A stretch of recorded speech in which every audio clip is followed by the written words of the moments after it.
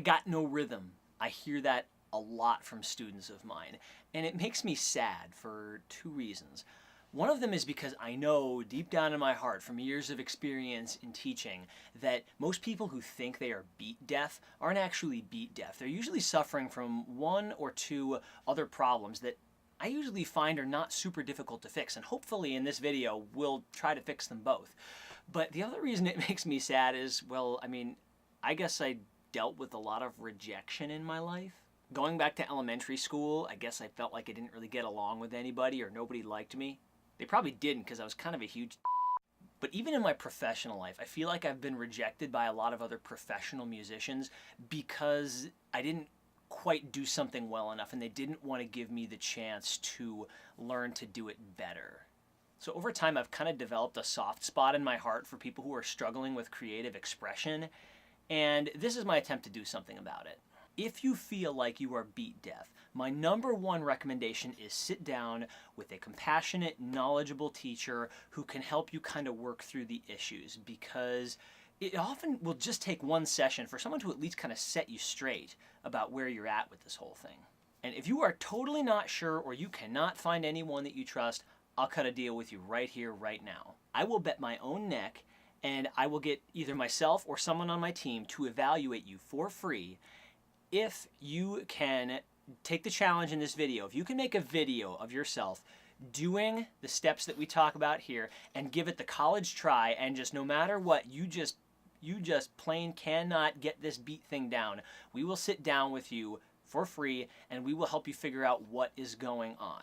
So what is this challenge? Why don't I just dive right into it? First thing I need to explain is that rhythm kind of works in two parts in human beings. There's kind of a conceptual part and a kinesthetic part. I like to describe these as the brain and the booty. People will often have problems with either the brain or the booty. Sometimes they have one problem in each area, but usually when you break it down to that level, you can almost always sort it out. So the category of booty is including but not limited to challenges: hand clapping, toe tapping, finger snapping, having an uneven heart rate, dealing with biorhythm, coherence, and pretty much anything you're going to have to do with an instrument ever.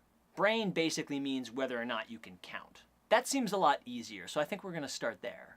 Lots of people who can play music don't know how to count, and they do okay, but the problem is when they run into a problem.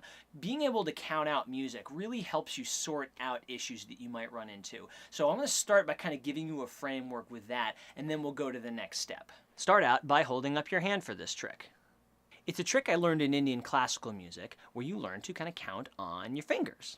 Ta-da! And what we then do is we point to the tips of our fingers one at a time and we count to 4.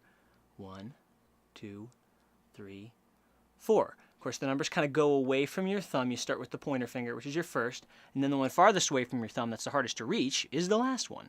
So once you've kind of made sure you can count to 4, which I hope you can, and kind of touch each finger, you just kind of go like this: 1, 2, 3, 4. Repeat: 1, 2, 3, 4. Easy enough, right? So now the trick is to do that to a steady beat. What's that, you say? The beat that I can't keep in the first place? Relax, people. This is the easy part. We are going to set a metronome for 80 beats a minute. And all you have to do is kind of listen to it, try to feel yourself with it, and just start tapping anything on your body, your toes. You can clap your hands, just going along with it. And try to count to 4 with it. 1, 2, 3, 4. 1, 2, 3. Join with me. 1, 2, 3, 4.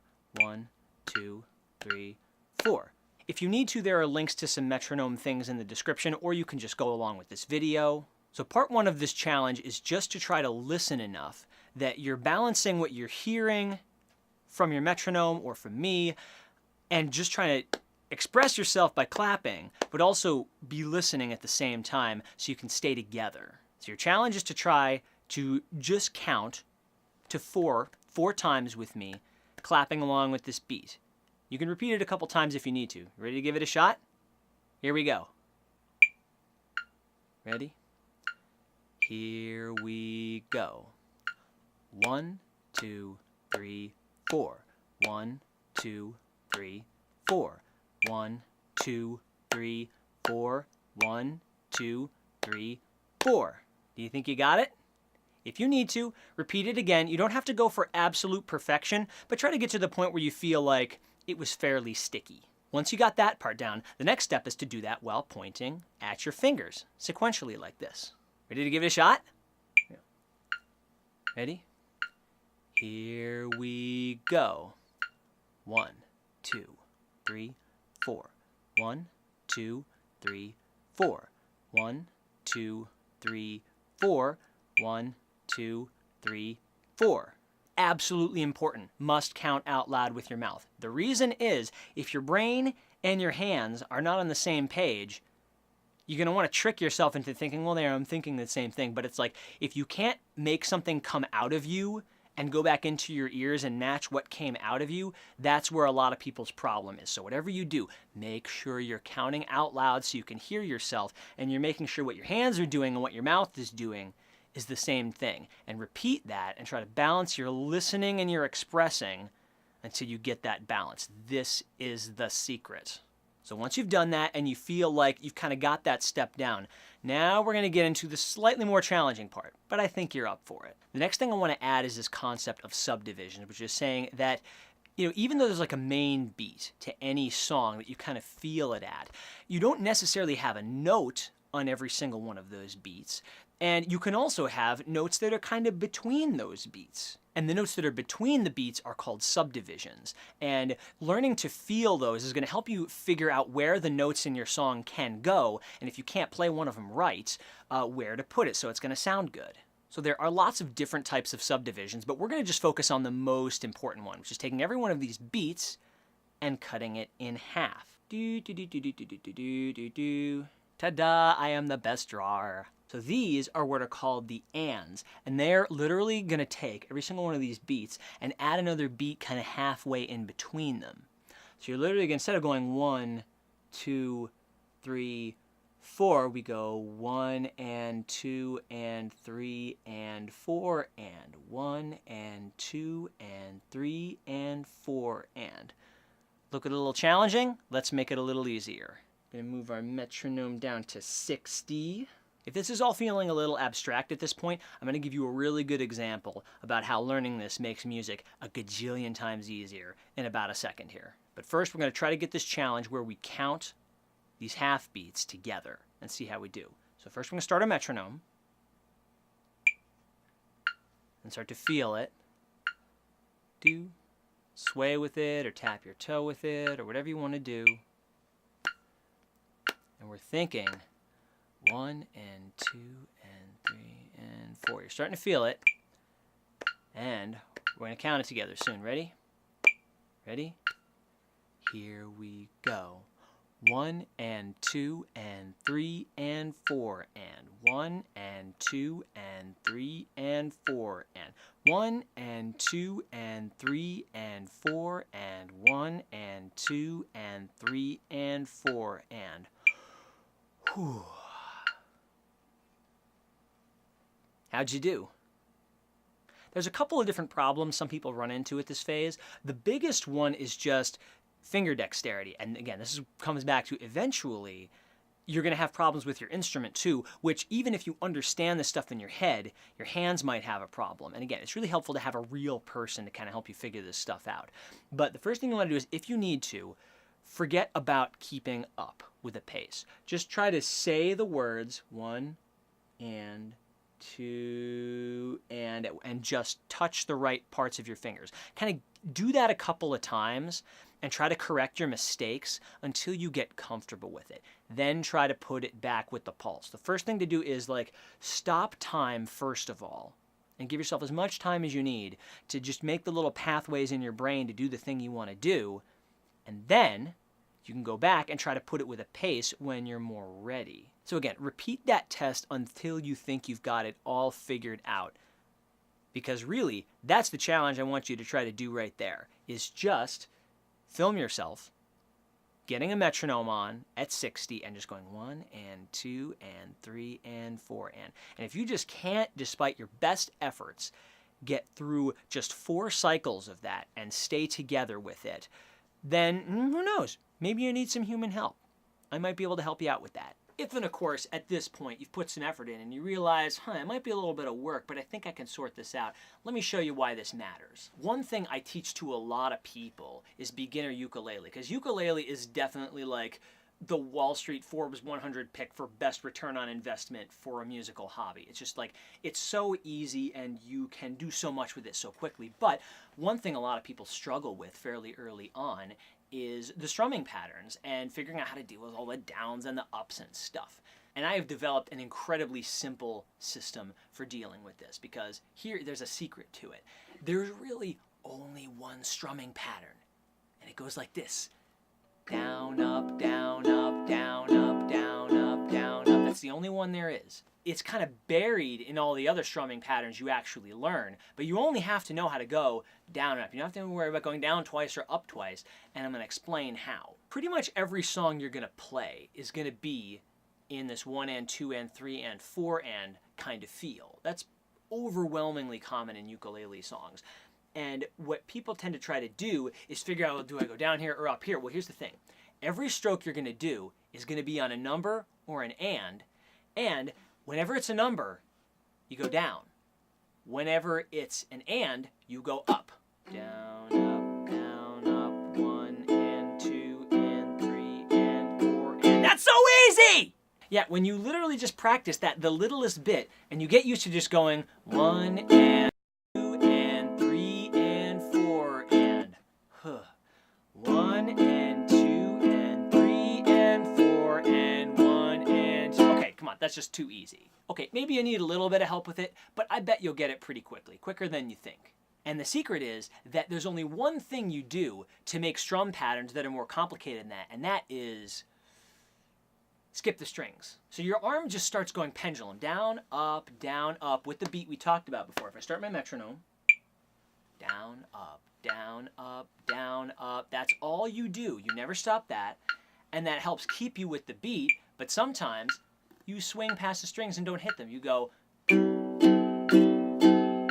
you miss them. But you still just keep that arm swinging away. And when you want a more complicated pattern, you just skip the strings selectively. So you might go down, up, skip, up, down, up, skip, up, down, up. All I did there was take one stroke out of the pattern, and it makes it a little more interesting than it was before. But that really is the secret, is that all the complicated patterns, all the complicated things people want to do in music, they come from really simple things. And when you know what those simple things are, then the complicated stuff is not that difficult. It's just a funny little form of something much simpler, and it's really not that hard to figure out. It takes a little bit of work, but it's not insurmountable. And so what I find is if people just take this basic level of getting grounded with the rhythm, of you just start to feel a little pulse at whatever speed, you get locked into it, and you start to count whatever it is you're into, 1 and 2 and 3 and 4, and then you understand mechanically what you have to do with your instrument. And sometimes you have to practice that out of context, because trying to think of the rhythm and keeping the beat and playing the stuff is too complicated. But if you can figure out those things out all by themselves, it's a lot easier to start to put them together. And once you've put them together a couple times, then that becomes easy. Then skipping up the strokes become easy. It's like the thing that people struggle with, and the reason they get confused about rhythm and they think they're beat deaf, is because it's not that they're beat deaf, is that there's 5 little things you actually have to do at the same time to actually get music right. And everyone thinks, oh, I'm not coordinated enough. Well, I bet any money you are not coordinated enough yet in that way. People think coordination is this general thing. It's not. It's very specific to the activity you're doing. But if you can have somebody show you the coordination bits that you need to do the right thing, and you're willing to break it down into enough steps, pretty much anybody can do it. So do me a favor. Start by trying this challenge out. Make a video of yourself doing it. Upload it to anything. And send it to me in an email. Even if you do it well, send it to me in an email anyway. I'd love to see how you're doing with stuff. And the thing to remember is, you know what? You might decide, well, this is cool and stuff, and maybe I'm not as beat deaf as I thought I was, but, you know, it's still a lot of work. I don't want to do it right now. That's fine. And if you decide, you know, you don't really want to do this right now or it's too much work, that's fine. I mean, the fact is, this isn't equally easy for everyone. I don't think it's as hard as some people think, but some people do find this catch-on a little easier. And if you decide, hey, that hot dog cost you $2 and it cost me $8 and I like hamburgers better anyway, or spaghetti, you know, that's an okay choice to make. But what makes me sad is when people go around and they're like, I have no talent. And I'm like, I know deep down you could do this, but you just don't understand what's involved yet. And you go around sad all the time thinking that you were cursed with the inability when really no one's just showed you the way yet. And it's okay to say, you know what, I'm not going to go this way right now. That's totally fine, you know, but then you don't stress it out. You don't say, you know what, I could never do this. You say, you know what, I choose not to do this right now, because that is a more peaceful way to get through life. And, you know, you're still going to be cool in my book if you're like, you know what, I'm going to be happily beatless, you know? I'll still think you're cool. I'll still hang out with you at a party. I might not start a progressive rock trio with you, but there's a lot of other cool things we could probably find we have in common other than wanting to start a progressive rock trio. And if you do want to start that progressive rock trio, I mean, it's going to be a lot of work anyway, so call me. Maybe we can practice together sometime. Anyway, that's been my lesson on how to fix the I got no rhythm problem. Hope this was helpful. I mean, share this with someone else who feels beatless if you're up for it. And yeah, I mean, you know, be a friend. I mean, you know, music's about hanging out with people and having fun.